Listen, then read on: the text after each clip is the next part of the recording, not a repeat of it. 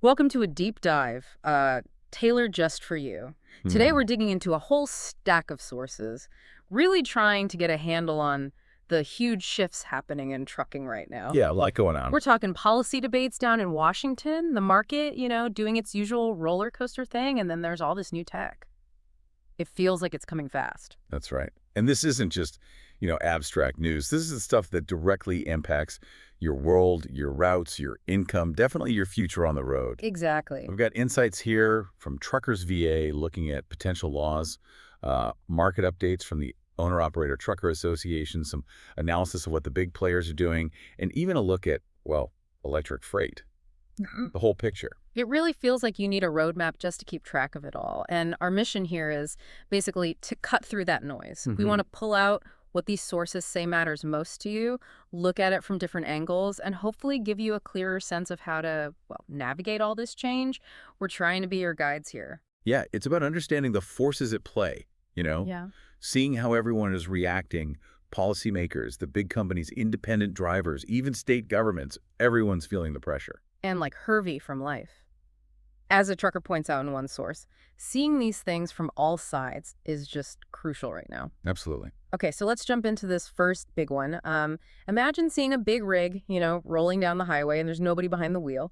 Yeah. One source, driverless takeover, is saying this isn't sci-fi anymore. It could be reality, maybe sooner than we think, thanks to a potential new bill in the Senate.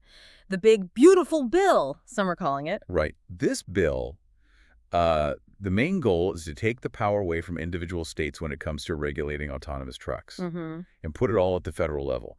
The idea, supporters say, is to get rid of the current. They call it a patchwork mess of different state rules. Okay, but here's where it gets really interesting and controversial.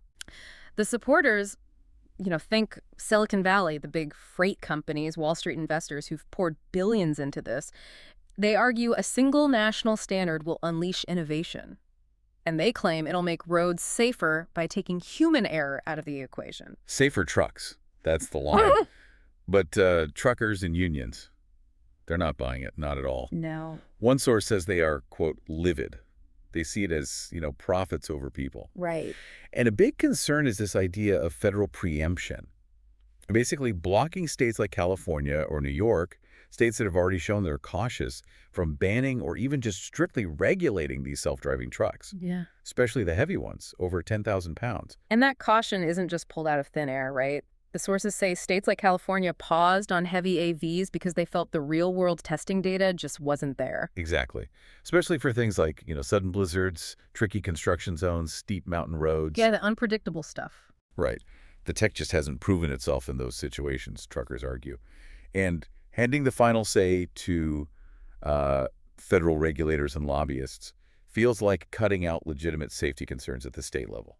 So what happens if this bill actually passes? What's the potential fallout? Well, the sources paint a pretty stark picture. You could see driverless trucks allowed in all 50 states, no matter what local communities or governments think. Wow. Long-haul routes would likely be the first target. That could mean, frankly, a lot fewer jobs for drivers. You'd probably see new tech companies pop up running lean with fewer people, and the big carriers would definitely push to replace drivers with algorithms to cut costs. It's a huge potential shift. And the sources warn, once you open that door to federal preemption, it's really, really hard to close it again. So what are people doing about it? Is there pushback? Oh, yeah. Significant pushback, according to the sources. Yeah. Unions like the Teamsters are running campaigns, raising awareness. State governments, safety advocates, they're apparently getting ready to sue if the bill passes, looking for legal challenges. Right. And truckers themselves, using social media, sharing info, organizing. So for you listening, this isn't just politics. It's legislation that could directly impact your livelihood and local control over roads. One source puts it bluntly, time to move the fuel, not just watch the fire. Yeah, be proactive. Exactly. Now, connecting this, while autonomous tech is maybe a future threat or a near future one, Right. current economic stuff is already shaking things up right now. We're seeing instability. Yeah. One source highlights an Illinois-based LTL carrier filing for Chapter 11 bankruptcy recently. Another one bites the dust, huh? Maybe not as big as Yellow, but still, it's a sign, isn't it? The ground is shifting under people's feet. It really is. Chapter 11 means they're trying to restructure, stay alive. Trying, yeah. But As the sources point out, we've seen this before. It doesn't always end well. Yeah. And this isn't just one company having a bad run. It's a symptom of bigger problems. Like what specifically? Well, the sources consistently mention high operating costs. Diesel, insurance, maintenance, everything's up. Tell me about it. Right. And at the same time, freight rates are often low because shippers have the upper hand right now. Margins are thin, especially in LTL. Plus, you've got customers maybe paying late, and that constant pressure from the Amazon effect, faster, cheaper, track everything. Smaller guys just struggle to keep up. And when a carrier goes under like that, it affects everyone, doesn't it? Absolutely. Freight gets delayed, customers scramble, employees, drivers, dispatchers, everyone faces uncertainty, maybe job cuts. The sources say bankruptcies are definitely trending up, especially for those regional and mid-sized fleets. It's like a warning flare, one article called it. So how are different folks reacting to all this pressure? Well, it depends on where you sit, right? Company drivers are obviously worried. Is my job safe? Is my paycheck coming? Yeah. Owner-operators, they face the same cost pressures, but maybe, just maybe, they see a chance to pick up some accounts if a competitor folds. Opportunity in chaos. Maybe. And the industry veterans, they've seen these cycles before. They might use it to adjust their strategy, knowing it won't be the last failure. Okay, so there's that pressure. But let's link it to the broader market. What are the trends saying? Like that OTA report from May? Right, the Owner-Operator Trucker Association report. It showed that even with bankruptcies, things are moving. Dry van and reefer capacity actually tightened up in May. Tightened? How tight? The source had a great line. Tight like a ratchet strap in July. Okay. Driven by, summer retail getting started, produce season kicking in, needing reefers, and carriers maybe getting a little pickier on rates because fuel ticked up a bit. And it wasn't just vans and reefers, right? No, open deck freight flatbeds, specialized stuff that was finally starting to climb back after being in a slump. What's driving that? Construction season picking up, energy sector needs, factories need to restock industrial supplies. And the OTA report also mentioned a big jump in intermodal volume, which is a good sign for long-haul demand overall. So again, different perspectives depending on where you are in the market. Exactly. Van and reefer carriers. Feeling slightly better, maybe getting a bit more on rates, but still cautious. Right. Shippers. They're maybe scrambling a bit more, paying higher spot rates sometimes, but also trying hard to lock in longer contracts, especially regionally. And for owner-operators. If you're in the hot zones, California, Georgia, Texas, Florida, you might be doing well with reefer or flatbed right now. Yeah. But outside those areas, still a hustle. So how's the industry responding overall to these shifts? Well, you see big carriers like Knight-Swift expanding their LTL side, trying to grab business left by yellow. Brokerages are really leaning on tech, trying to predict where the freight will be. Yeah. And some drivers are getting creative, maybe renting different equipment short-term to chase the better-paying loads. So these market shifts, plus the bankruptcies, it just highlights the volatility. The OTA report called it green shoots, not green lights. Yeah. Things might be improving slightly, but you've still got to adapt. Okay. Adaptation. That seems key. So we've got the autonomous threat, the economic pressure. Let's talk about another huge shift. Batteries. Electric trucks. Right. The transportation battery boom. One source estimates this market could hit, get this, $300 billion globally by 2033. Wow, $300 billion. That's a convoy-sized payday, as the source said. But who gets that payday? Well, that's the question, isn't it? It seems like it's mostly for the big companies right now, not necessarily individual drivers. Not yet, anyway. And this isn't just hype, right? The sources show it's a real strategic push. Definitely. It's driven by more EVs being adopted across the board, cars, pickups, now semis. Plus government mandates, like California aiming for all-electric freight by 2040, corporations wanting to look green for investors, meet those ESG goals. And the battery tech itself is getting better, slowly. Yeah. Longer range, faster charging, getting there. But where do truckers, especially OOs and company drivers, fit into this electric future? The sources sound kind of mixed on that. Yeah, it's definitely a mixed bag. Upside, electric trucks have fewer moving parts than diesels, so potentially less maintenance. Good for uptime. Great for uptime. Maybe not so great if you're a diesel mechanic, right? Your skills might become less needed over time. True. But the biggest hurdle, the upfront cost.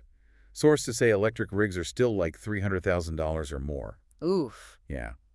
That's out of reach for most independent truckers, without some serious incentives or fleet backing. And the charging. The charging. Especially for long-haul semis. The infrastructure is just weak. Very weak. One source compared finding a high-speed charger for a semi on the road to finding a truly healthy meal at a truck stop. Huh. Possible, but rare and takes effort. Exactly. Requires a lot of planning. So who are the winners and losers here, according to the sources? Clear winners seem to be the battery makers, the tech providers, and the big fleets that can afford the investment and potentially save on fuel and maintenance later. Maybe some opportunities for tech-savvy drivers who pivot into EV operations or related logistics. But independent truckers, Yeah. mostly cautious, worried about cost, range, charging, reliability, And the diesel mechanics? facing a potential phase-out of their core skills over decades. And some truckers are just plain skeptical, seeing it as greenwashing, to eventually automate and consolidate power away from the driver. Are the big fleets actually doing this now? Oh yeah, testing is happening. Sources mention UPS, Walmart, they're trying out electric trucks from Tesla, Volvo, Freightliner. Startups are popping up too, focused on batteries and charging for heavy trucks. But the independents are mostly watching. Pretty much. As one source put it, the barriers, cost, infrastructure, just the uncertainty are still too damn high for the average owner-operator right now. Which brings up that question from the sources. How do you, the driver, get plugged into this? Or do you risk getting left behind? Yeah, waiting until it's mandatory might be too late, the sources suggest. Okay, let's try and tie all this together. We've got the potential for autonomous trucks taking over, pushed by federal policy. We've got the current economic squeeze, bankruptcies, volatile rates, and we've got this electric wave coming with its own challenges. Right, and taken together, these sources show these aren't separate issues, they're all converging, pointing towards massive disruptive change for everyone out there on the road. And across all these different sources, policy analysis, market reports, tech forecasts, you see all these different viewpoints, don't you? Absolutely. You've got the corporate strategies, the big picture goals. Then you have the very real concerns of unions and independent drivers worried about their jobs, their safety, and shippers, analysts, tech companies. They're all trying to figure out where this is heading. It really drives home that point from Hervey at life as a trucker. Yeah. You have to see these things from all angles to really get it. And amidst all the warnings, there's a common thread in the advice, isn't there? Adaptation. Yes, that comes through loud and clear. Adaptation is basically your best insurance policy right now. The message is consistent. Don't just watch the fire, move the fuel. Be proactive, not a victim. Exactly. Don't wait until you're surprised by a new law, or your company folds, or you suddenly have to deal with electric trucks. And it's not just about surviving, right? It's about positioning yourself, maybe even to win in this new landscape. Precisely. The sources really hammer this point. Manage your time, not just for the shippers, but for yourself. Use that downtime productively. Learn new skills. What kind of skills are they talking about? Well, think beyond just driving. Yeah. Maybe getting really good with logistics tech, digital dispatch tools, finding better loads, running more efficiently. Okay. Maybe learning about EV tech, positioning yourself for future roles there, or even building online side hustles, content creation maybe. Things that bring in income separate from driving miles. Diversify your income. Build that financial shield. That makes sense. Yeah, one source argues it gives you more control. Helps you retire when you want to, protects you if your main income gets disrupted. It strengthens your position, whether you're a company or independent. It sounds like the message is, yeah, the challenges are huge, maybe even scary. They are significant, no doubt. The uncertainty is real. But the way forward is through empowerment, equipping yourself. Exactly. Knowledge, new skills. These are tangible things you can do to feel less like you're just reacting and more like you're in control. To feel more secure, more respected, really. Building your own future instead of just waiting for it to happen to you. So yeah, the bottom line seems to be change is here, whether it's robots or bankruptcies or batteries. It's happening now and picking up speed. And the message from all these sources is clear. Adapt. Proactively adapt. That's your best bet. Learn the tech, build the skills, create income streams that aren't tied only to the wheel. Because the future of trucking, Yes. yeah, it'll probably have less diesel, more data, maybe fewer drivers in some areas like long haul. But it doesn't have to be the end for you. It means evolving how you fit into the industry, how you build your own security. Right. Don't wait for that driverless truck to roll past or the next company closure announcement or the EV mandate to be your wake-up call. Start stacking skills, stacking income, protecting your future now. Okay, here's a final thought, something for you to chew on out there. In a world that seems increasingly run by algorithms, trying to automate everything, how does the human element, the skill, the experience, the adaptability of a real driver, how does that redefine its own unique, irreplaceable value?